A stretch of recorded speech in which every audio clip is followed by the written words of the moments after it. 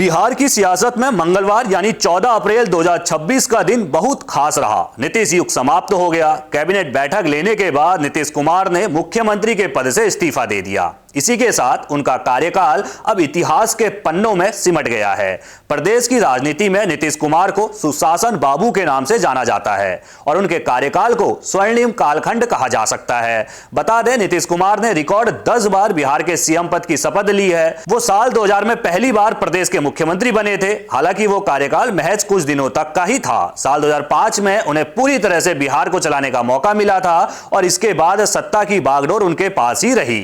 इस बीच करीब 1 साल के लिए नीतीश कुमार ने जीतन राम मांझी को भी सीएम बनाया था। सियासी जानकारों के मुताबिक नीतीश कुमार ने जब बिहार की कमान संभाली थी तब प्रदेश की हालत काफी खराब थी। प्रदेश में अपराध चरम पर था, उद्योग पलायन कर चुके थे और प्रदेश का युवा बेरोजगारी और पलायन का शिकार हुआ था। सुशासन बाबू ने अपने 20 साल के कार्यकाल में बिहार की छवि को बदलने का काम किया। इस रिपोर्ट में हम आपको नीतीश कुमार के 20 साल के कार्यकाल के वो 20 बड़े फैसले बताएंगे जिसने बिहार की दशा दिशा सब कुछ बदल दी। पहली योजना है साइकिल योजना। स्कूली छात्राओं के लिए नीतीश सरकार ने मुख्यमंत्री बालिका साइकिल योजना शुरू की। इस योजना का मकसद सरकारी स्कूलों में पढ़ने वाली 9वीं क्लास की लड़कियों को साइकिल देना था ताकि वो आसानी से स्कूल पहुंच सके। दूसरी योजना है पोशाक योजना। इस योजना के तहत सरकार की ओर से छात्र छात्राओं को स्कूल यूनिफॉर्म देने का काम किया गया। इस योजना से लड़कियों को काफी फायदा मिला, उन्हें स्कूल जाने में सहूलियत मिली और आज प्रदेश में लड़कियों की शिक्षा स्तर में काफी सुधार हुआ है। तीसरा और सबसे बड़ा फैसला था शराबबंदी। नीतीश कुमार ने साल 2016 में प्रदेश में पूर्ण शराबबंदी लागू की। यह उनका सबसे साहसिक और चर्चित फैसला रहा। इससे महिलाओं के प्रति घरेलू हिंसा में कमी आई और गरीब परिवारों की आर्थिक स्थिति में भी सुधार देखने को मिला। सामाजिक विवादों के बावजूद नीतीश कुमार अपने इस फैसले पर अडिग रहे। चौथा फैसला था जीविका दीदी। साल 2007 में वर्ल्ड बैंक की मदद से बिहार में जीविका प्रोग्राम की शुरुआत की गई। इसके जरिए ग्रामीण महिलाओं को स्वयं सहायता समूह यानी कि SHG से जोड़ा गया। यानी बिहार में करीब 1.25 करोड़ महिलाएं इस योजना से जुड़ी हुई हैं। पांचवा फैसला था स्पीडी ट्रायल और सख्त पुलिसिंग को बढ़ावा। प्रदेश की कानून व्यवस्था को सुधारने के लिए नीतीश कुमार ने साल 2016 में स्पीडी ट्रायल और सख्त पुलिसिंग को बढ़ावा देने का काम किया। इसके तहत बाहुबलियों को जेल भेजा गया। इससे प्रदेश में लोग शाम के बाद भी बाहर निकलने की हिम्मत जुटा सके। छठी योजना है 7 निश्चय योजना। नीतीश कुमार ने सरकारी योजनाओं को घर घर तक पहुंचाने के लिए 7 निश्चय योजना लॉन्च की। इसके तहत प्रदेश में हर घर नल का जल, पक्की गली नलियां और हर घर बिजली जैसे काम किए गए। इन कार्यों ने प्रदेश की तस्वीर को बदलने का काम किया।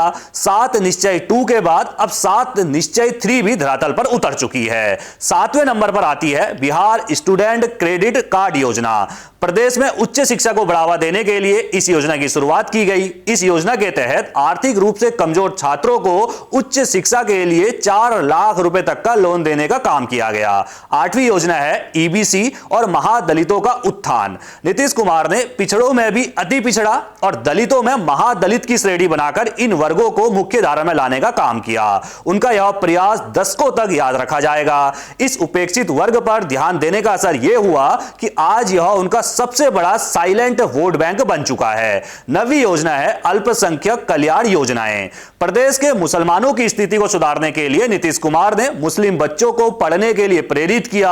नीतीश सरकार में मदरसों का आधुनिकीकरण और अल्पसंख्यक छात्रावासों का निर्माण किया गया। इससे नीतीश कुमार की सेकुलर छवि काफी मजबूत हुई। 10वां फैसला है जाति आधारित गणना। देश में पहली बार बिहार में जाति आधारित गणना करवाकर नीतीश कुमार ने मंडल राजनीति को राष्ट्रीय स्तर पर उभारने का काम किया। जातीय गणना के बाद उन्होंने आरक्षण की सीमा 75% तक बढ़ाने का काम किया था। बिहार की जातीय गणना के बाद ही आज राष्ट्रीय स्तर पर जातिगत जनगणना कराई जा रही है। 11वें फैसले की बात करें तो पंचायतों में 50% महिला आरक्षण। बिहार देश का पहला राज्य बना जिसने पंचायती राज संस्थानों में महिलाओं को 50% आरक्षण दिया। इसने जमीनी स्तर पर महिला नेतृत्व को जन्म दिया।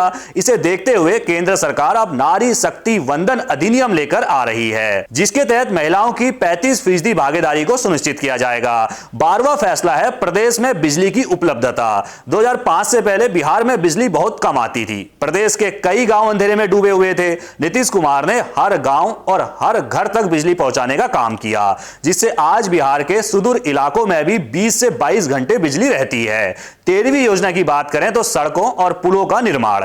नीतीश कुमार ने अपने शासनकाल में प्रदेश के किसी भी कोने से राजधानी पटना पहुंचने के लिए 5 घंटे का समय निर्धारित किया। इसके तहत प्रदेश में सड़कों का जाल बिछाया गया और कई पुलों का निर्माण कराया गया। इस कार्य ने आज बिहार की लाइफलाइन बदलने का काम किया है। 14वां फैसला है लोक सेवा अधिकार अधिनियम। नीतीश सरकार में सरकारी दफ्तरों के चक्कर काटने से मुक्ति दिलाने के लिए आरटीपीएस कानून लाया गया, जिससे जाति, आय और निवास जैसे प्रमाण पत्र एक निश्चित समय सीमा के भीतर मिलने लगे। 15वें फैसले की बात करें तो इंजीनियरिंग और मेडिकल कॉलेजों की स्थापना। हर जिले में इंजीनियरिंग कॉलेज और कई नए मेडिकल कॉलेज खोलकर नीतीश सरकार ने उच्च शिक्षा के लिए बिहार के छात्रों का पलायन रोकने की कोशिश की। 16वां फैसला है लोक शिकायत निवारण कानून। जनता की शिकायतों की सुनवाई और उनके समाधान के लिए कानूनी ढांचा तैयार किया गया, जिससे अधिकारियों की जवाबदेही तय हुई। 17वां फैसला है ऐतिहासिक स्थलों का पुनरुद्धार। इसके तहत प्रदेश की पुरानी विरासत को संजोने का काम किया गया, जिससे प्रदेश में पर्यटन क्षेत्र को बढ़ावा मिला। आज नालंदा विश्वविद्यालय का पुनरुद्धार, राजगीर में ग्लास ब्रिज और जू सफारी और गया में रबर डैम जैसे निर्माण ने पर्यटन को नई ऊंचाई दी है। 18वीं योजना है कृषि रोड मैप। बिहार जैसे कृषि प्रधान राज्य के लिए अलग कृषि रोड मैप तैयार किया गया, जिससे धान, गेहूं और मक्का के उत्पादन में रिकॉर्ड बढ़ोतरी हुई और बिहार को कई बार कृषि कर्मण पुरस्कार मिला है।